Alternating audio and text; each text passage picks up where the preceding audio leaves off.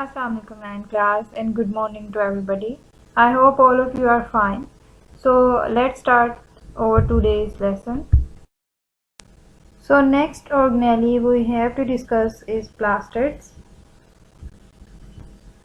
Plastids are also membrane bound organelles that are only occur in the cells of plants and photosynthetic protists like algae.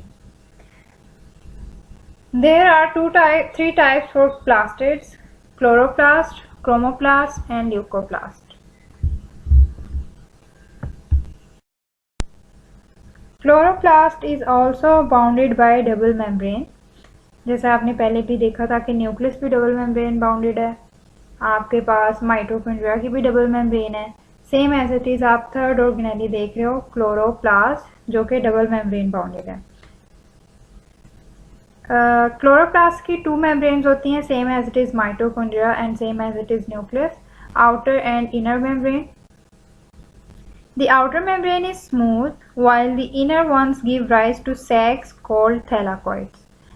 Outer membrane बिल्कुल smooth होती है, एक layer की तरह बाहर एक कवरिंग दे रही होती है, लेकिन इनर मेम्ब्रेन्स में बहुत ज़्यादा सैक्स होते हैं और उस एक सैक को, उन सैक्स को हम एक्चुअली में क्या कहते हैं, थैलाकॉइड का नाम देते हैं। The stock of thylakoid is now as granum. और अगर उन्हीं थैलाकॉइड्स को हम क्या करें, इनका एक स्टॉक बना दें, उनको एक दूसरे के ऊपर पाइल अप कर दें, तो हम उसको नाम देते हैं ग्रेनम का।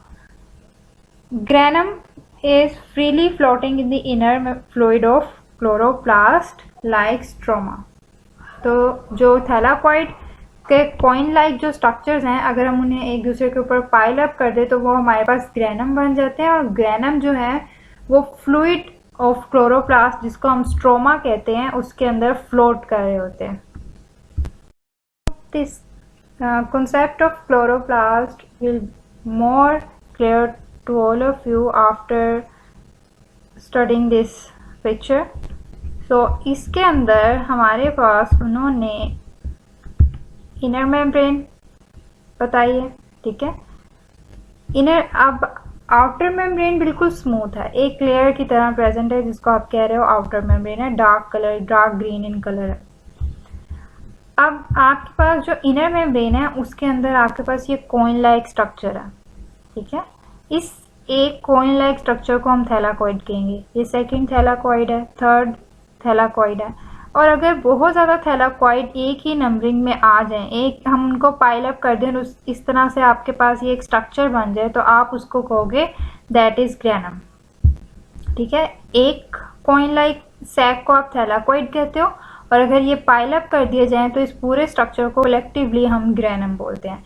स्ट्रोमा फ्लूइड है जो कि क्लोरोप्लास्ट के इनर साइड, इनर मेम्ब्रेन के अंदर प्रेजेंट होता है, and this is inter membrane space present between two membranes, inner membrane and outer membrane. So I added this picture just for the knowledge. Like stroma के अंदर क्या हो रहा होता है, स्ट्रोमा हेल्प आउट क्या कर, किस फंक्शन में हेल्प आउट कर रहा होता है, एक्चुअली में ये असिस्ट कर रहा होता है appropriate enzymes and suitable pH for the Calvin cycle. Calvin cycle को आप नेक्स्ट बायोएनर्जेटिक्स के चैप्टर में डिस्कस करोगे। ये साइकिल एनर्जी प्रोडक्शन के लिए जो है वो सेल के अंदर होता है। इस आपके साइकिल से जो है वो सेल के अंदर एनर्जी प्रोड्यूस की जाती है। तो एंजाइम्स के लिए पीएच को सूटेबल करने में कौन हेल्प आउट कर रहा होता है, स्ट्रोमा।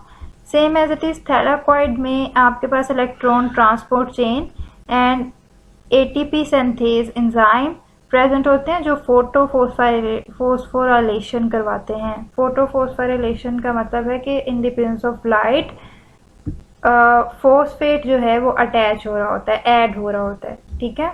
अब ये जो फोस्फेट ऐड होता है ना, तो इसमें एनर्जी जो है वो स्टोर हो जाती है in the form of ATP. यहाँ पे जो पी है ना वो फोस्फेट ही है। तो फोटोफोस्फोराइलेशन क्या है एक्चुअली में, कि in the presence of light आप एटीपी प्रोड्यूस करवाते हो, ठीक है। और एटीपी में ये जो फोस्फेट आता है ये इन्हीं रिएक्शंस की वजह से आता है जिनको हम कहते हैं photophosphorylation. Granum flat membrane stacks increase volume ratio and surface area and volume ratio, small internal volumes quickly accumulate ions. तो ग्रैनम के अंदर एक्चुअली में क्या हो रहा होता है, ग्रैनम क्योंकि आपके पास कोयल एक समझ लो कि कोयल है ना, तो उसकी वजह से सरफेस एरिया और वॉल्यूम रेशियो इंक्रीज करता है, इंटरनल वॉल्यूम इंक्रीज हो जाते हैं और आयंस इसके अंदर बहुत जल्दी से अकोमुलेट हो जाते हैं, जो कि आपके सेलुलर रेस्पिरेशन में हेल्प आउट करते हैं। लैमेला, लैमेला ये आपको जो एक ट्यूब लाइक स्ट्रक्चर नज़र आ रहा है, इसको हम लैमेला बोलते हैं। ये एक्चुअली में कनेक्ट कर रहा होता है, कनेक्ट करता है एंड सेपरेट करता है किसको, थैलाकॉइड्स को और ग्रैनम को। ठीक है, लाइक यहाँ से आप देखो कि ये कनेक्शन क्रिएट हो रहा है थैलाकॉइड और ग्रैनम में। ठीक है,